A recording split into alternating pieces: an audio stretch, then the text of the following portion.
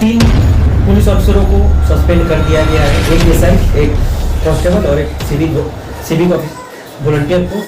कांटे गुल के साथ नहीं चल सकते हैं, कांटे गुल के साथ नहीं चल सकते हैं, बुजदिल खुल के साथ नहीं चल सकते हैं, और रास्ते में जो छोड़ गया उसे जाने दो, सब तृणमूल के साथ नहीं चल सकते हैं। नमस्कार आदाब नाज़रीन, आप देख रहे हैं इंडिया न्यूज़। मैं आपका होस्ट नूर आलम।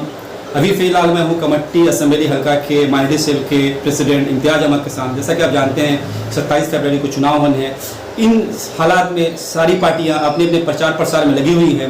तृणमूल भी काफ़ी शिद्दत से प्रचार करी है। इस दौरान देखा है कि इम्तियाज अहमद भी अपने कैंडिडेट के साथ प्रचार प्रसार में लगे हुए हैं। आइए हम बात करेंगे कि इनकी तैयारियां किस तरह से चल रही है। इम्तियाज साहब, इंडिया न्यूज़ बहुत बहुत स्वागत है। बहुत बहुत शुक्रिया इंडिया न्यूज़ के तमाम जो कैमरामैन है, रिपोर्टर हैं, क्योंकि उन लोगों ने अपने चैनल के माध्यम से ग्रास लेवल पर जिस तरह से काम की है, वाकई ये काबिल मुबारकबाद है। और हम लोग अल्लाह से यही दुआ करेंगे कि इस चैनल को अल्लाह और तरक्की दे, ताकि हमारी आवाज़ को ये सोशल मीडिया के जरिए पूरे हिंदुस्तान तक पहुँचाए। इम्तियाज साहब, क्या लग रहा है जिस तरह से आप लोग प्रचार प्रसार कर रहे हैं, कमेटी में जो 35 सीटें हैं, कितनी सीटें आप लोग ला रहे हैं?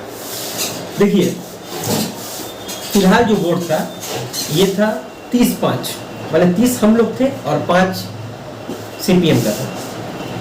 मगर इस बार हमारे जोनल नेता और हमारे विधायक एमएलए जनाब मदन मित्रा का यही टारगेट है कि 35-0 का तोहफा देकर वो ममता बनर्जी के पास कमेटी म्युनिसिपलिटी का वोट बनाकर वहीं पर वो भेजेंगे।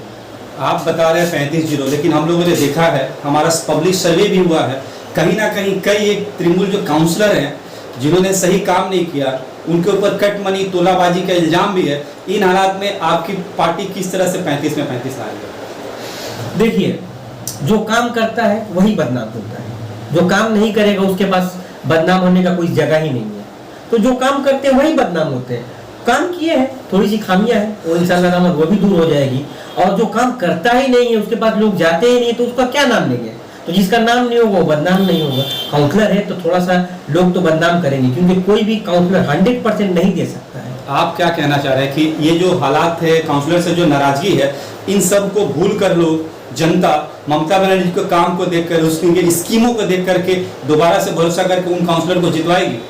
बेशक, ममता बनर्जी के साथ साथ हमारे एमएलए मदन मित्रा साहब ने जिस तरह से कोरोना पीरियड में और जिस तरह से नौकरी चाकरी, एजुकेशन के मामले पर, स्पोर्ट्स के मामले पर जिस तरह से मदन मित्रा साहब ने मेहनत की है, ममता बनर्जी का चेहरा तो है ही, मगर कमरट्टी के लिए मदन मित्रा एक फैक्टर है। मदन मित्रा के कामों को भी देखते हुए हमारे जो कमरट्टी म्युनिसिपलिटी के वोटर्स हैं, इस बार इंशाअल्लाह जरूर हमारे जो कैंडिडेट्स हैं उनको वोट देंगे। इम्तियाज साहब, एक और बात है, पहले तो मुकाबला आपका सीपीएम और कांग्रेस के साथ था, लेकिन देखा गया जैसे ही कैंडिडेट लिस्ट का नाम सामने आया, आपके कई तृणमूल कर्मी पार्टी से बगावत करके अपना नाम आजादाना तौर पे पेश किया। अब वो इंडिपेंडेंट कैंडिडेट के तौर पे लड़ रहे हैं, तो कहीं ना कहीं तृणमूल का वोट 2 पार्ट में डिवाइड होगा, और इन हालात में ऐसा ना हो कि सीपीएम बाजी मार जाए। क्या कहेंगे इस बारे में? देखिए, सबसे पहले जो इंडिपेंडेंट कैंडिडेट हुए हैं उनके लिए मैं एक शेर ही सिर्फ कहूँगा कि कांटे गुल के साथ नहीं चल सकते हैं, कांटे गुल के साथ नहीं चल सकते हैं, बुजदिल खुल के साथ नहीं चल सकते हैं, और रास्ते में जो छोड़ गया उसे जाने दो, सब तृणमूल के साथ नहीं चल सकते हैं। सीपीएम नहीं है कहीं पर। तो आप तृणमूल का मुकाबला किससे? तृणमूल का मुकाबला देखिए असेंबली के हिसाब से सीपीएम से ही है, मगर अगर हम लोग देखें तो वो हमारे साथ भी दौड़ के में नहीं है, क्योंकि उनका कोई काम ही नहीं है। 5 साल तक जिस तरह से हमारे काउंसलरों ने, हमारे एमएलए मदन मित्रा साहब ने जिस तरह से अपने कामों को अंजाम दिया है, उस वक्त सीपीएम का अस्तित्व 0 हो चुका है। लोग उनके पास क्यों जाएंगे? ना वो क्षमता में है, ना वो किसी सोशल एक्टिविटीज से जुड़े हुए हैं, ना वो किसी सामाजिक काम को अंजाम दे रहे हैं, ना वो किसी को हॉस्पिटल में भर्ती करवा रहे हैं, ना किसी को नौकरी दे रहे हैं, ना किसी के एजुकेशन लेवल पे काम कर रहे हैं, तो आखिर लोग उनको क्यों वोट देंगे?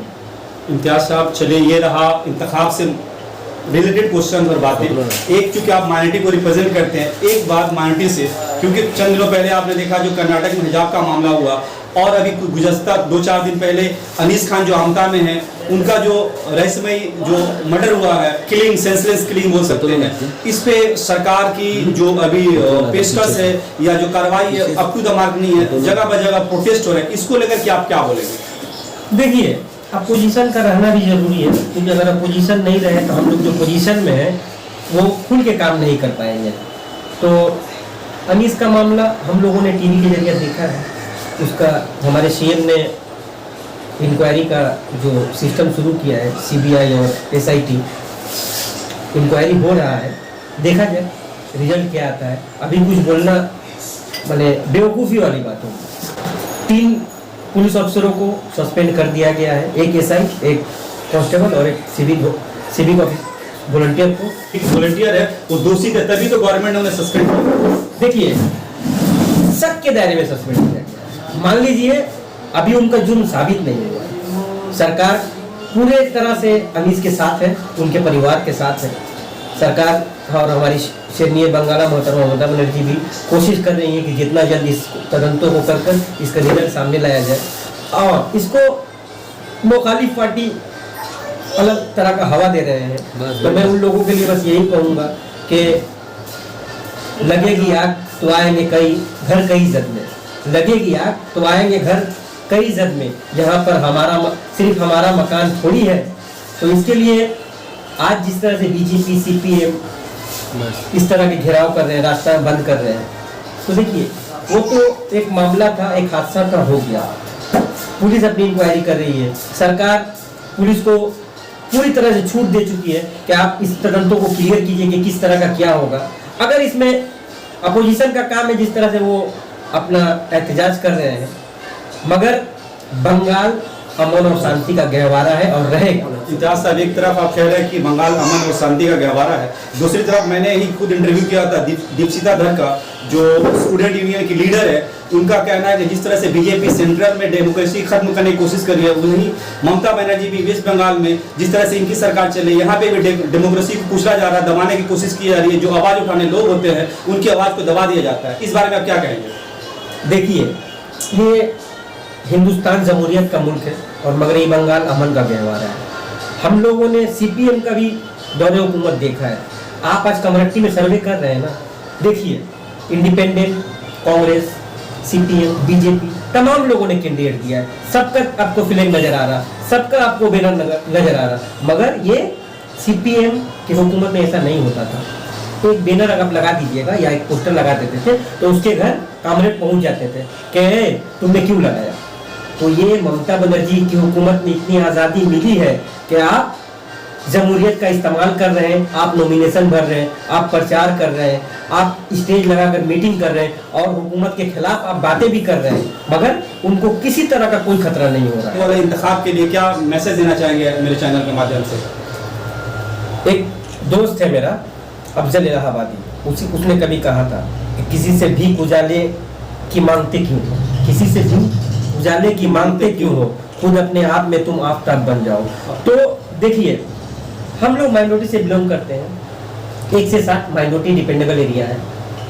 हमको खुद से खड़ा होना। आज के डेट में कम्युनिटी से माइनॉरिटी जितना तेजी से बढ़ रहा है, स्पोर्ट्स के मामले में, एजुकेशन के मामले में, सर्विस के मामले में, आज हमारे कम्युनिटी में WBCS, उसके साथ DSP से ये बढ़ता जा रहा है। इसका जो परवान चढ़ रहा है उस पर आप तो ग्रास लेवल में अपने टीम को लेकर जिस तरह से आप इंक्वायरी कर रहे हैं या कवरेज कर रहे हैं, इसको आप और उछालिए ताकि कम्युनिटी किस तरह से माइनॉरिटी के लोग तरक्की कर रहे हैं, टीचर्स बन रहे हैं, WBCS क्लियर कर रहे हैं, उनका हौसला बढ़े।